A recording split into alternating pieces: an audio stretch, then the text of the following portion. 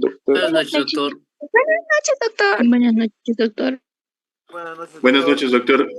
Buenas noches, doctor. Bueno, hoy vamos a dar continuidad a nuestro avance temático en este curso preuniversitario dentro de la materia de biología, específicamente también en la materia de anatomía humana.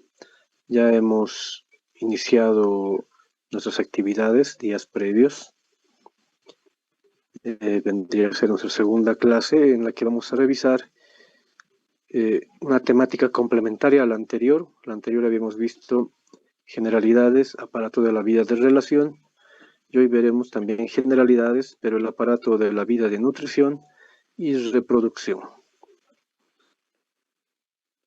Entonces permítanme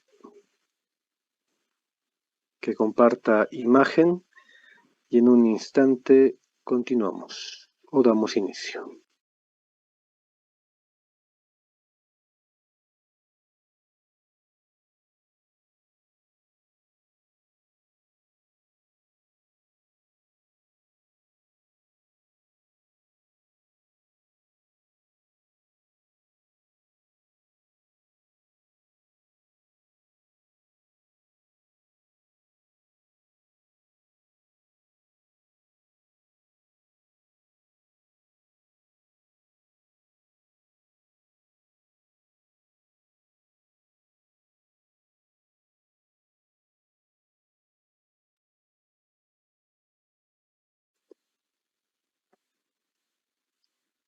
Bueno, denme aviso, por favor, si ya tenemos imagen.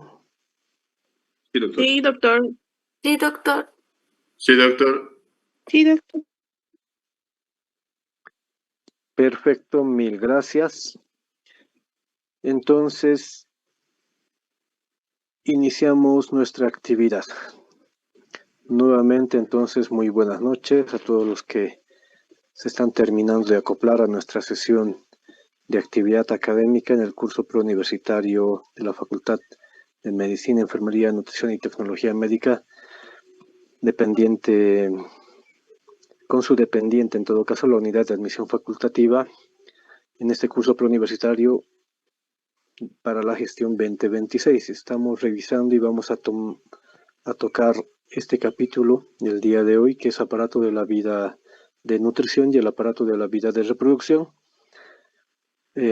Dos aspectos, dos acápites que son complementarios a la anterior temática que habíamos iniciado en relación a generalidades de anatomía humana.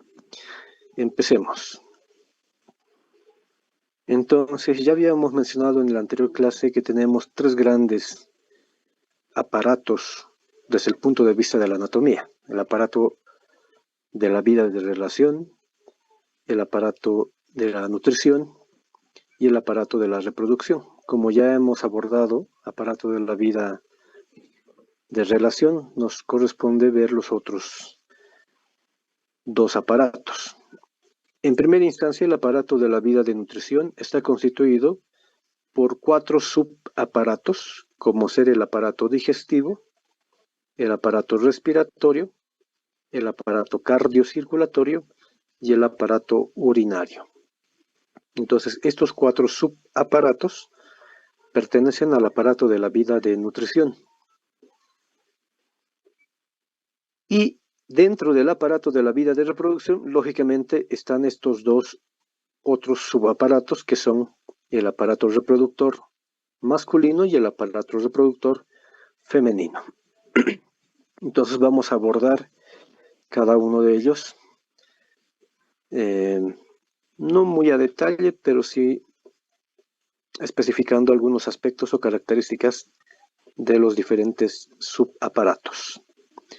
A manera de introducción, sabemos que la vida de nutrición representa y a la vez asegura el mantenimiento de la supervivencia del organismo, ya que gracias a este podemos obtener nutrientes y justo uno de los nutrientes más elementales es precisamente el oxígeno, ¿ya? Pero también la glucosa. Entonces, con el gran aparato de la vida de nutrición, nosotros vamos a obtener estos dos sustratos que son fundamentales, entre otros porque no son los únicos. Y gracias al aparato de la reproducción, lógicamente se va a lograr la garantía en relación a la perpetuación de la especie a través de la formación de los gametos, la fecundación y otros procesos que acontecen. Entonces, ambos aparatos, tanto el aparato de la vida de nutrición y el aparato de la reproducción, junto con el aparato de la vida de relación, nos permiten garantizar la homeostasis metabólica, la homeostasis de diferentes otros procesos en el organismo humano, y asimismo nos garantiza la continuidad de la vida.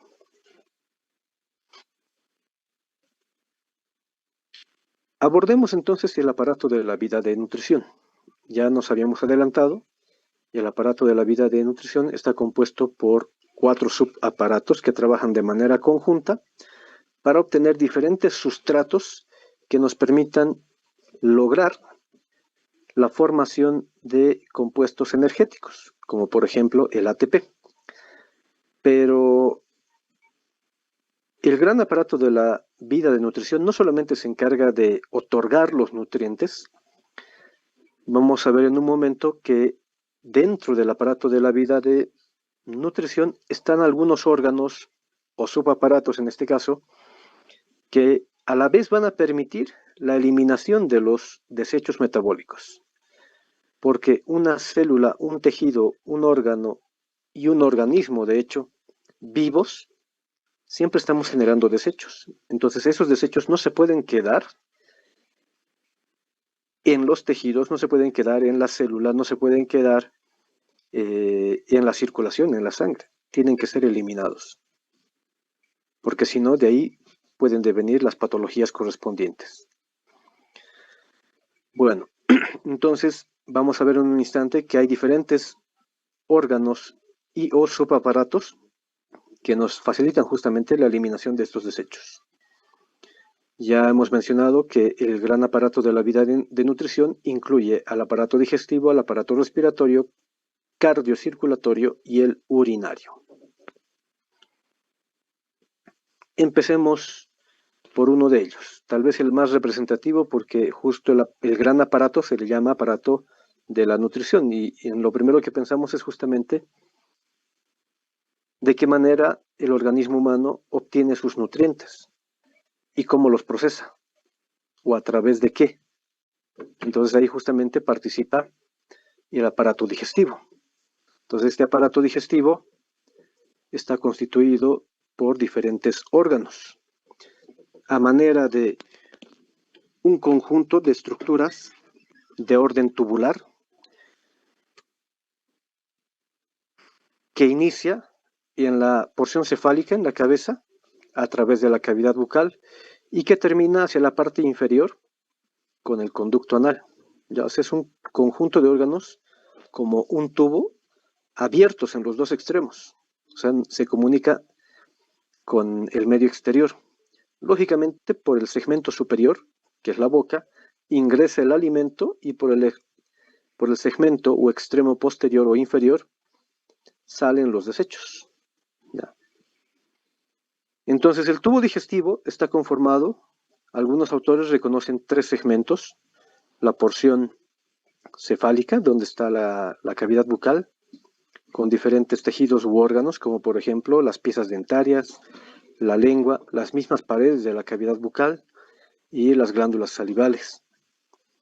Luego, en la porción torácica o cérvico-torácica tenemos el esófago, y ya cuando llegamos al abdomen nos encontramos con el estómago, con el intestino delgado, con sus 3 segmentos, por cierto, el duodeno, el yeyuno y el ilion respectivamente, y de modo final tenemos al intestino grueso, el colon.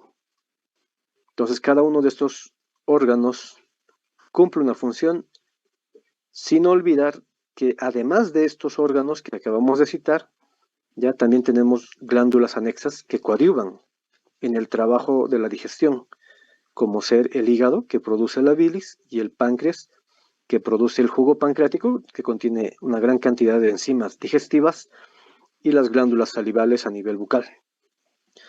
¿Cuál es el objetivo fundamental o final de todo el aparato digestivo? Lógicamente es transformar los macronutrientes en estructuras que sean fácilmente absorbibles o asimilables. Para ser un poco más concreto, los alimentos tienen que llegar a su estado monomérico.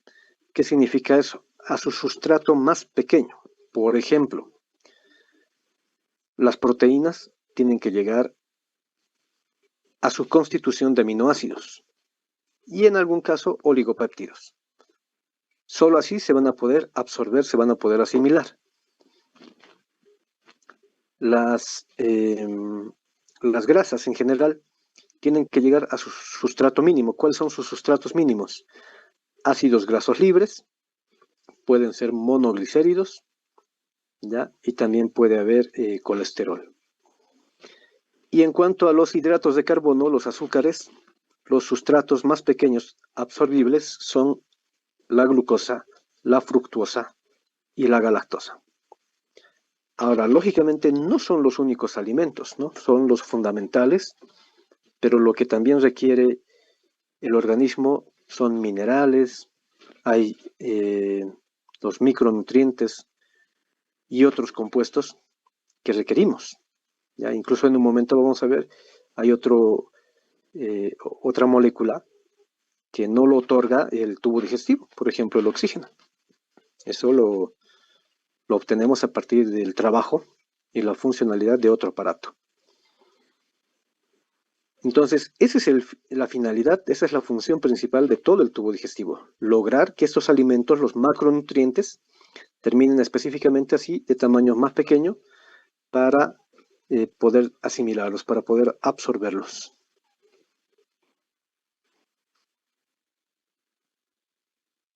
Como acabamos de describir, a los órganos del tubo digestivo los podemos dividir en dos subtipos, aunque ya habíamos citado que hay 3 regiones: en la cabeza, en el tórax y en el abdomen. De hecho, estos últimos, los órganos abdominales, que son la mayoría, están cubiertos por una membrana serosa, que a su vez les genera protección, pero también les sirve como medio de fijación y también coadyuva el acceso de las arterias, de las venas, los linfáticos y los nervios. Me estoy refiriendo al peritoneo. El peritoneo es una membrana serosa protectora que envuelve por dentro la cavidad abdominal y también asimismo a los órganos que están dentro de la cavidad abdominal, aunque no a todos. ¿Ya? No olvidemos que tenemos 2 tipos de peritoneo. Tenemos el peritoneo parietal y el peritoneo visceral. Entonces, gracias a esta cubierta serosa, al peritoneo, podemos, dentro del abdomen y fuera del abdomen, podemos encontrar órganos que están peritonizados y otros órganos que no son peritonizados. ¿Cómo se produce la digestión? ¿Ya? Tiene varios procesos. Vamos a hablar simplemente de lo más general. Tenemos la digestión mecánica, mediada por la masticación, la deglución y por los movimientos peristálticos. Cuando el alimento ingresa por la cavidad bucal, en ese momento nosotros le llamamos el bolo alimenticio. Esto ya es muy típico incluso desde el colegio. Una vez que se va generando el mecanismo, el proceso de digestión, tanto mecánica como química, el bolo alimenticio después es deglutido y pasa y atraviesa el esófago de arriba abajo hasta llegar al estómago. Una vez que llega al estómago, el bolo alimenticio se mezcla con el jugo gástrico, que contiene bastante ácido clorhídrico, pero también tiene otras enzimas que degradan algunos compuestos. Entonces, en el estómago y en adelante encontramos la digestión de tipo química, que es mediada por enzimas y otros productos que van a descomponer tanto a los carbohidratos, a las proteínas y a los lípidos, repito, con el objetivo de que cada vez estos sustratos sean mucho más pequeños y sean más fáciles de absorber. Luego, el bolo alimenticio, cuando ya ha sufrido este mecanismo de digestión química, pasa al intestino delgado, específicamente al duodeno, donde se van a vertir los dos componentes de las glándulas anexas, es decir, el jugo pancreático, desde el páncreas, lógicamente, y la bilis desde el hígado. Entonces, estas secreciones de estas dos glándulas siguen coadyuvando en el proceso de digestión química de los compuestos más grandes. ¿Ya? Hasta que finalmente, cuando ya son partículas más pequeñas, absorbibles, asimilables, como hemos dicho hace un instante, de carácter monomérico, ya nuestro organismo puede absorberlos, puede asimilarlos. Y la asimilación, la absorción, habitualmente ocurre en gran proporción en el intestino delgado, pero no es el único sitio donde podemos absorber nutrientes. En la cavidad bucal ya se puede empezar a absorber nutrientes. En el estómago se pueden también absorber otro tipo de compuestos. En el intestino delgado, lógicamente, es donde la mayor cantidad de todos los sustratos se van a absorber, pero incluso a nivel del colon también podemos encontrar absorción de algunos últimos compuestos. Por ejemplo, en el colon se absorbe bastante agua, lo último, y algunos elementos como el sodio, el cloro. Pero todo lo que no sea útil, sobre todo de los alimentos que hemos ingerido, se transformará en el colon distal, ya primero que se va compactando, se puede seguir metabolizando, pero gracias a las bacterias saprófitas que encontramos en el colon, y al final se va formando la materia fecal, para que cuando ya tengamos una cantidad, un volumen X de estos desechos, finalmente el mismo tubo digestivo va a eliminar estos desechos metabólicos. Entonces, seguimos con el aparato de la vida de nutrición. Hasta ahora solamente hemos visto aparato digestivo dentro del aparato de la vida de nutrición. Otro aparato es el aparato respiratorio. El aparato respiratorio incluye varios órganos, incluso también desde la porción cefálica, porción cervical, y terminamos con los órganos dentro de la caja torácica. Es decir, el aparato respiratorio incluye la nariz o las fosas nasales, luego continúa con la faringe, luego continuamos con la laringe, tráquea, bronquios primarios, bronquios secundarios, hasta llegar a los bronquios o bronquiolos terminales, y finalmente los bronquiolos respiratorios, los sacos alveolares y finalmente los alveolos. Las vías respiratorias generalmente las dividimos en dos, ¿ya? Las vías aéreas superiores, que tienen un trabajo de tipo conductivo. ¿Qué significa eso? Simplemente van a permitir el paso del aire desde arriba y desde el medio exterior hacia adentro y hacia abajo, hacia las vías respiratorias inferiores. Solamente conducen, no generan ningún cambio en el aire que está ingresando. Cuando ese aire ya llega a los pulmones, ahí se empieza a modificar la composición química del aire que ya ha ingresado. Esto a nivel de los alvéolos, porque se produce un mecanismo de intercambio gaseoso, ¿ya? Mejor conocido como hematosis, justo en los alvéolos de los pulmones que pertenecen al mismo parénquima pulmonar. O sea, los alvéolos son parte constituyente del parénquima pulmonar y a la vez representan las vías respiratorias inferiores. Lógicamente, para que todo esto ocurra, no podemos olvidarnos, hay un trabajo mecánico muy importante que es la ventilación, y la ventilación está generada por la activación de diferentes músculos en la caja torácica, principalmente un músculo que separa el tórax del abdomen, me refiero al diafragma. Entonces, a nivel alveolar, cuando el aire ya ha llegado a estos alvéolos, se genera este mecanismo, la hematosis. ¿Qué es la hematosis? No es otra cosa que el intercambio de gases entra el oxígeno desde el alvéolo hacia el torrente sanguíneo, sale el dióxido de carbono desde la sangre hacia el espacio alveolar y después el dióxido de carbono será eliminado por el mecanismo de exhalación hacia el medio ambiente. Valga la aclaración, no es que el oxígeno entra a cambio del dióxido de carbono, no. Cada uno tiene un proceso independiente.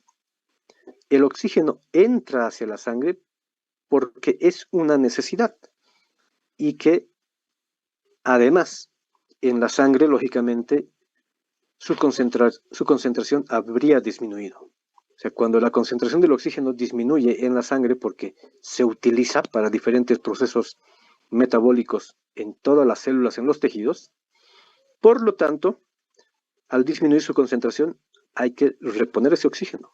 Entonces, la única manera es con la inspiración. Entonces, es independiente.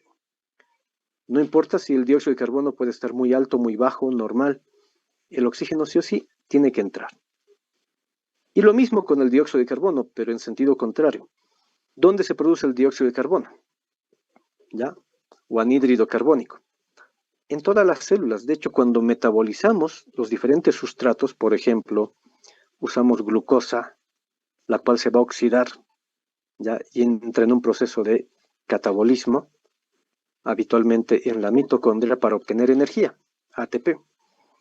Entonces, cuando estamos catabolizando este sustrato, la glucosa, es que se producen justamente varios compuestos. Entre ellos, aquí está en la imagen, en el esquema, se produce energía, ATP, pero también se libera dióxido de carbono, pero al mismo tiempo puede liberarse agua. Pero el dióxido de carbono es lo que nos interesa, porque es un sustrato de desecho. Entonces, ese sustrato de desecho no puede quedarse acá en la célula que haya metabolizado cualquier compuesto. Tiene que ser eliminado, porque si exagera su concentración en la sangre, puede causar daño. Entonces, llega el dióxido de carbono a la circulación perialveolar, y como está en alta concentración, sencillamente sale porque tiene que salir, ¿ya?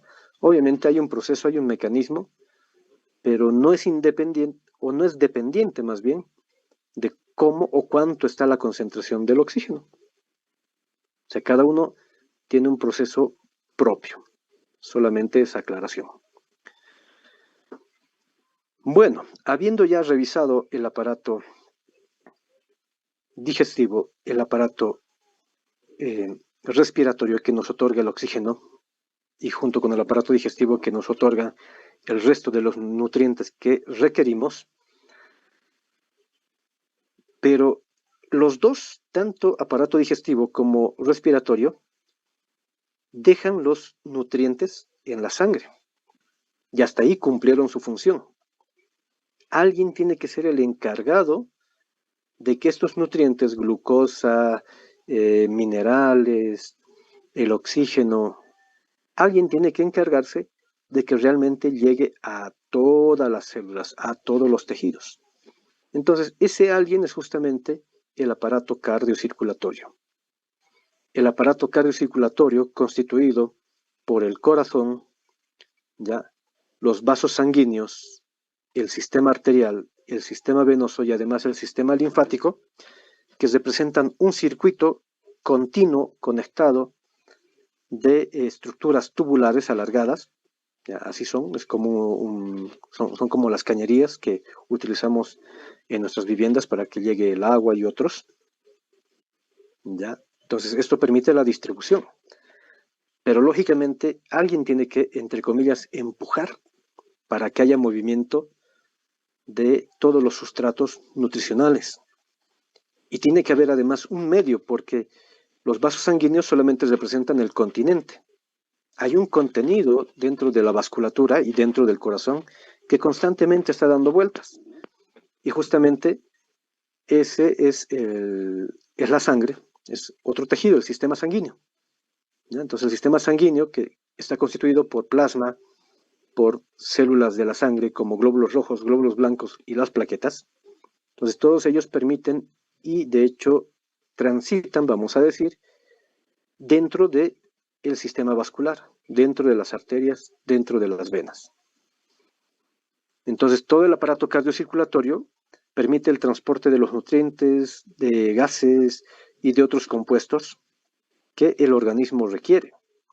No solamente como nutrición, sino también para interconexión, para intercomunicación y para regulación de los diferentes procesos y actividades funcionales que tiene cada tejido. Como está constituido por el corazón y todos los vasos sanguíneos, ya conectados entre sí, y además es un circuito cerrado, ya continuo y cerrado, reconocemos que hay dos grandes circuitos en realidad: el de la circulación mayor o sistémica y el de la circulación menor o pulmonar. Entonces vamos a detallar. La circulación sistémica empieza acá en el ventrículo izquierdo, eyectando la sangre, este ventrículo, después sale y pasa por la aorta. Con la aorta, la sangre, es decir, todos los nutrientes, junto con el oxígeno, se distribuyen a todos los tejidos, hacia cefálico, hacia cervical, a todo el tronco y a las extremidades superior e inferiores. Entonces, una vez que se otorgan los nutrientes, estos nutrientes los asimilan estas células, estos tejidos, y como ya están procesando, ya están metabolizando, empiezan a generar los desechos. Entonces, gracias al sistema venoso, en este caso, para la circulación sistémica, tenemos dos grandes circuitos venosos que devuelven la sangre que ya ha llegado a los tejidos hacia el corazón para cerrar el circuito. Entonces, los dos grandes sistemas venosos son el de la vena cava superior y el de la vena cava inferior. Ambas venas terminan drenando después en la aurícula derecha del corazón y ahí concluye la circulación mayor. La circulación menor, igual, ¿ya? Inicia en el corazón, específicamente en el ventrículo derecho. Este ventrículo eyecta la sangre que sale y atraviesa por el tronco pulmonar, es una arteria, lógicamente. Luego esta sangre tiene que atravesar el lecho vascular perialveolar, o sea, tiene que la sangre circular justamente alrededor de los alveolos para generar la hematosis, lo que hace un rato hemos descrito. Y a su vez, cuando estén pasando también por los alveolos, los desechos gaseosos como el dióxido de carbono se van a eliminar. Entonces, entra el oxígeno, sale el dióxido de carbono, se produce la hematosis y la sangre luego tiene que retornar para cerrar el circuito. Entonces retorna a través del sistema venoso de las grandes venas pulmonares, que habitualmente son dos para el lado derecho y dos para el lado izquierdo, y terminan en la aurícula izquierda. Y con eso se cierra el circuito de la circulación menor o pulmonar. Entonces, de esta manera, con ambos circuitos, la sangre otorga los nutrientes, recoge los desechos, capta más oxígeno, libera o elimina el dióxido de carbono, y a su vez los otros desechos que no se pueden eliminar por vía aérea van a buscar otras rutas, como por ejemplo algunos desechos se van a vertir al tubo digestivo para que se eliminen junto con la materia fecal, y otros desechos que tengan carácter sobre todo hidrosoluble se dirigirán hacia el aparato urinario, que se encargará de eliminar esos sustratos junto con la orina. El corazón viene a ser el centro, tal vez, del aparato cardiocirculatorio y el bastión principal de todo el mecanismo de la hemodinamia, o sea, para que la sangre circule. Es un órgano muscular y a la vez fibroso, obviamente predomina lo muscular, y se reconocen, histológicamente hablando y anatómicamente hablando, tres capas: una externa, que es el pericardio, una capa media, el miocardio, y una capa interna, que es el endocardio. La función esencial que tiene el corazón es justamente de bombear. Aumenta la presión para que salga eyectada la sangre y transite por todo el sistema vascular, tanto arterial como venoso.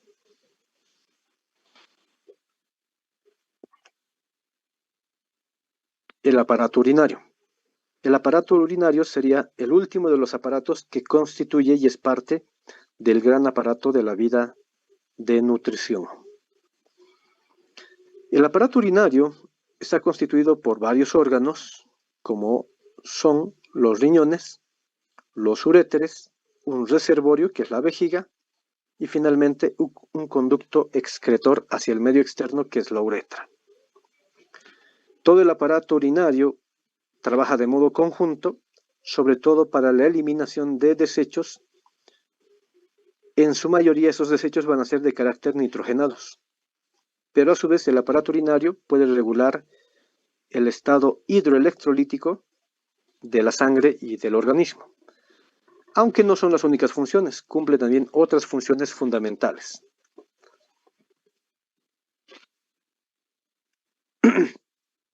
Los riñones. Los riñones son dos órganos parenquimatosos, ¿ya?, ubicados en la cavidad abdominal, específicamente en las fosas lumbares. Si bien están dentro del abdomen, no están tapizados por el peritoneo visceral, por lo cual no se los considera órganos propiamente peritonizados, ¿ya?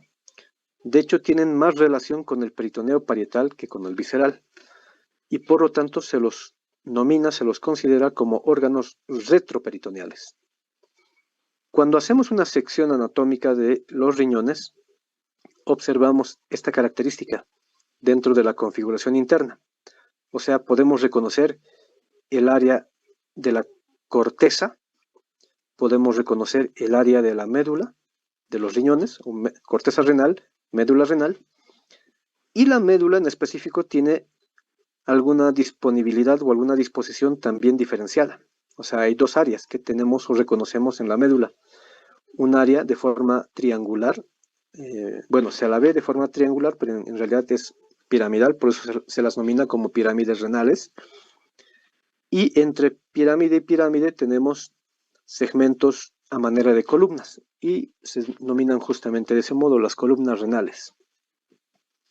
Entonces, en todo lo que es el parénquima renal, se generan 4 procesos básicos, que son la filtración, la reabsorción, la secreción y la excreción, ¿ya?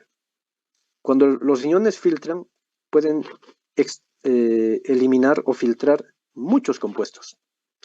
En el mecanismo de reabsorción se rescatan varios de esos compuestos que sean necesariamente útiles para el organismo, ¿ya? Y lo que no es útil o está en exceso o a la vez puede ser dañino, entonces esos tienen que ser eliminados sí o sí. Pero ya habíamos aclarado hace un instante, todo lo que vaya a llegar al riñón y que finalmente sea parte de la composición química de la orina, tiene que tener un carácter hidrosoluble, si no, no se puede eliminar por esta vía.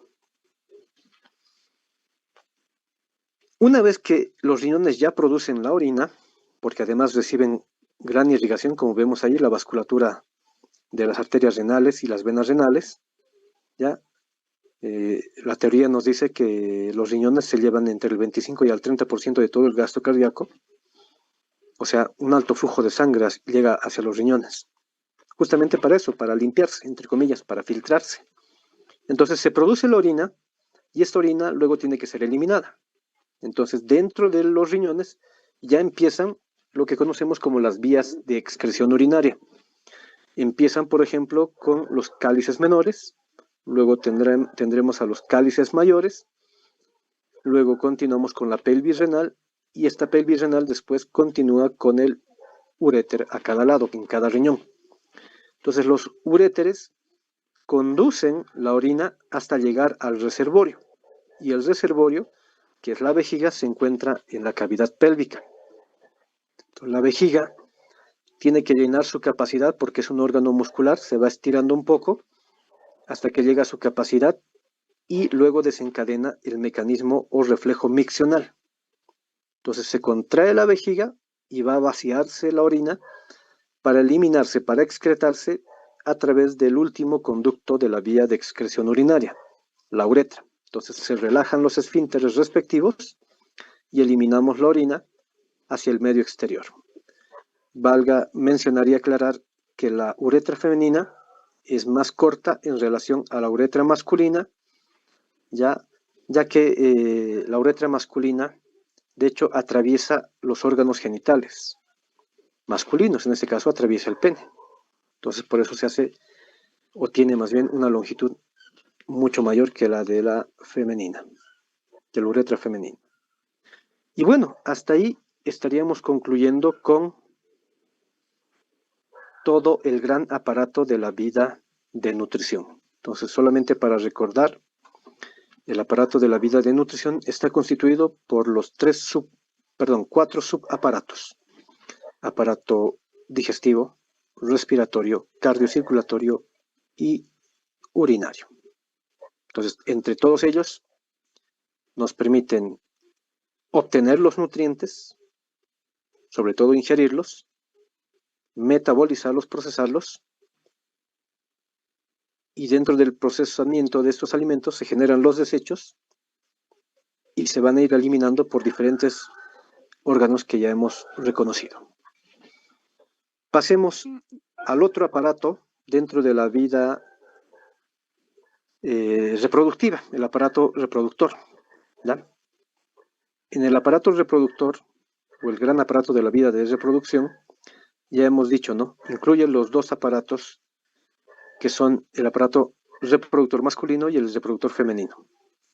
Entre ambos aparatos, ya que son un conjunto de órganos especializados en la reproducción sexual y que cumplen funciones de producción de gametos, fecundación, copulación y de desarrollo, junto con la implantación, desarrollo embrionario y fetal, hasta que lógicamente nace un nuevo ser.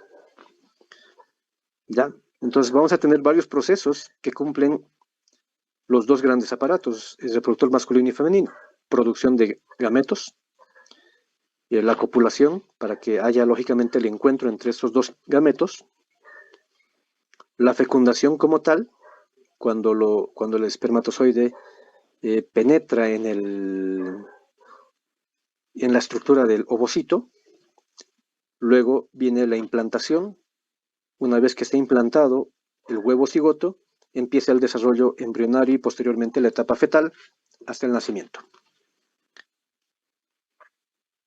Empecemos con el aparato reproductor masculino.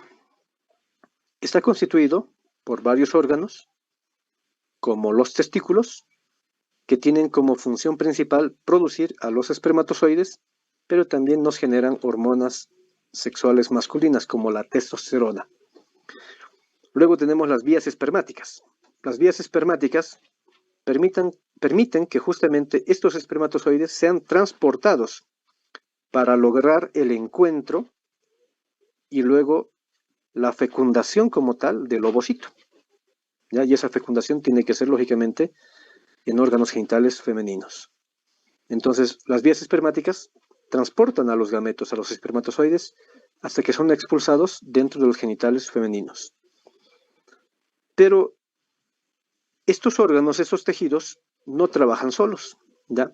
Trabajan de manera conjunta con las glándulas anexas, por ejemplo, la próstata y las vesículas seminales. Entre ambas producen el líquido seminal que les va a permitir a los espermatozoides la supervivencia, su protección, y al mismo tiempo les permitirá la nutrición a los espermatozoides en toda la travesía que deben recorrer hasta llegar a los órganos genitales internos femeninos y encontrarse con el ovocito y poder fecundarlo.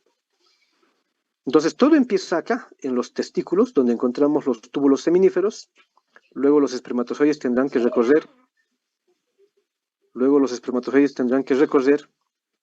este otro conducto que es bastante comprimido, el epidídimo.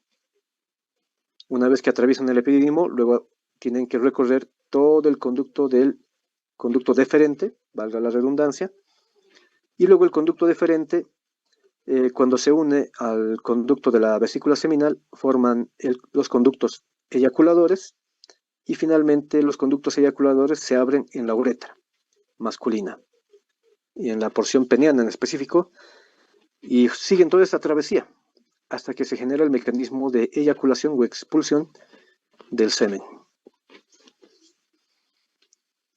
En los testículos ya se produce justamente la formación, maduración y diferenciación de los espermatozoides. Ese proceso se conoce como la espermatogénesis. De manera muy peculiar y muy particular, este proceso ocurre dentro de los túbulos seminíferos. Habitualmente inicia en la pubertad, pero para nosotros los varones esto continúa toda la vida, aunque lógicamente ya a cierta edad va disminuyendo la cantidad y la producción de espermatozoides. Este proceso de formación de espermatozoides está regulado por hormonas, lógicamente, como la hormona folículo estimulante, FSH, la hormona luteinizante, LH, y la testosterona en específico. Entonces, una espermatogonia va a sufrir varios procesos, varias etapas, ya hasta generar espermátidas, y finalmente luego recién viene la maduración y diferenciación en espermatozoides, que ya van a poder tener la capacidad de fecundar al ovocito. El aparato reproductor femenino. El aparato reproductor femenino está constituido por los ovarios, ¿ya? Que lógicamente, al igual que los testículos, producen los gametos femeninos, que son los óvulos, y a la vez producen también hormonas sexuales femeninas como los estrógenos y la progesterona. Los ovarios, una vez que producen a los ovocitos, lo liberan y son captados por las trompas uterinas o trompas de falopio. Entonces, estas trompas de falopio nos ayudan en el transporte y generalmente es el sitio donde el ovocito es fecundado. Una vez que ya exista la fecundación, el ovocito ya fecundado, en realidad ya se llamaría huevo o cigoto, entra a la cavidad uterina, donde se va a implantar y empieza el desarrollo del embrión y después la etapa fetal hasta el nacimiento. Y junto con este proceso, lógicamente, también está la formación y maduración de la placenta, que coadyuva sobre todo en el mecanismo de nutrición para el nuevo producto. Pero no son los únicos órganos del aparato reproductor femenino, ¿no? Porque no olviden y recordemos que el aparato reproductor también incluye genitales externos, y todo lo que acabamos de mencionar serían los genitales internos. Y los genitales externos, lógicamente, permiten el mecanismo también de la copulación, ¿ya? Gracias a órganos como la vulva y en específico el conducto vaginal. Bueno, dentro de los ovarios, al igual que en los testículos, tenemos un proceso de formación, maduración de los ovocitos, ¿ya? Que generalmente inicia en la etapa fetal, se detiene un lapso, un tiempo, y reanuda esta maduración de los ovocitos en la etapa de la pubertad, ¿ya? Y luego deviene, lógicamente, junto con cada ciclo ovulatorio o ciclo menstrual. Y la ovogénesis o la maduración de los ovocitos culmina cuando el ovocito ya maduro haya sido fecundado. Pero aún así, si no ha sido fecundado, puede devenir una última fase que sería de atresia folicular.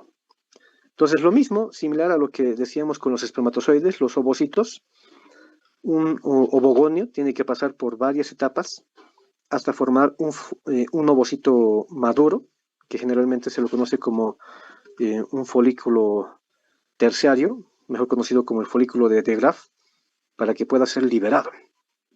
Y luego se capta, hemos dicho, por la trompa uterina, por el oviducto, hasta que pueda encontrarse con los espermatozoides y pueda ser a su vez fecundado.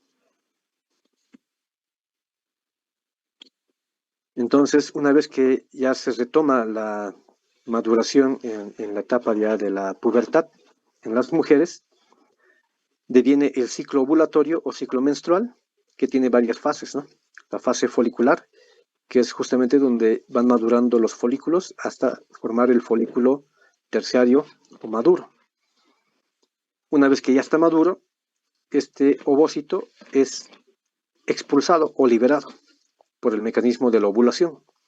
Luego se capta por el oviducto para que haya y ocurra el encuentro con los espermatozoides, si el caso fuera. Si no se fecunda, lógicamente, este ovocito degenera, muere, y en el ovario lo que correspondía al folículo, las cubiertas foliculares, determinan la fase posterior y última, que sería la fase lútea, ¿ya? Y esta fase lútea también, a su vez, permite la preparación del endometrio.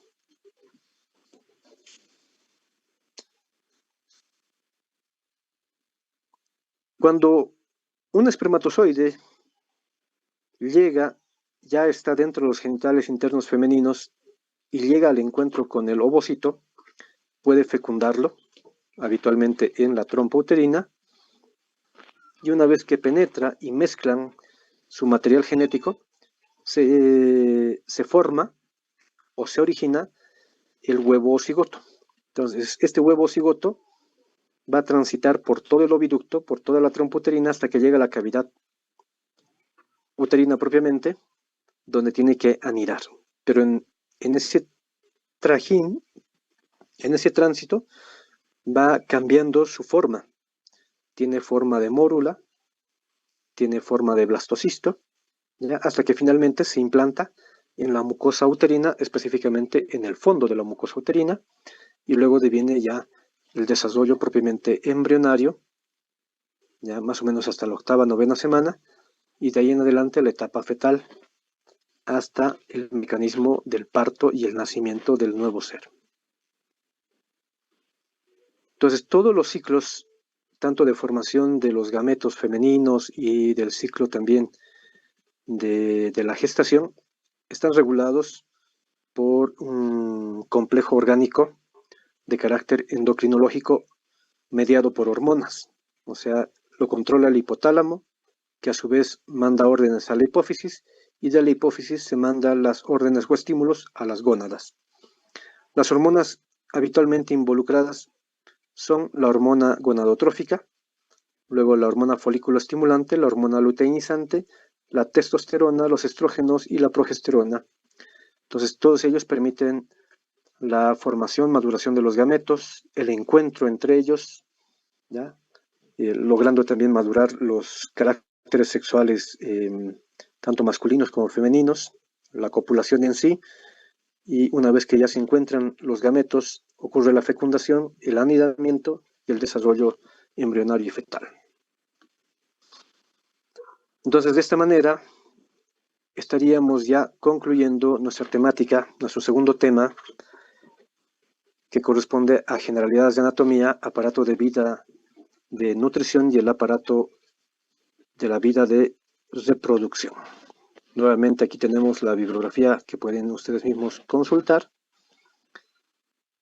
Y concluimos entonces de este modo. Si tienen alguna pregunta para ya cerrar nuestra sesión de hoy. Una pregunta. Adelante, Cuando Vania. estuvo hablando de los riñones, dijo que eran órganos parenquimatosos. ¿A qué se refiere con eso? O sea que su estructura es bastante firme. Hay un parénquima, o sea, si usted agarra un riñón, va a sentir que son bastante firmes.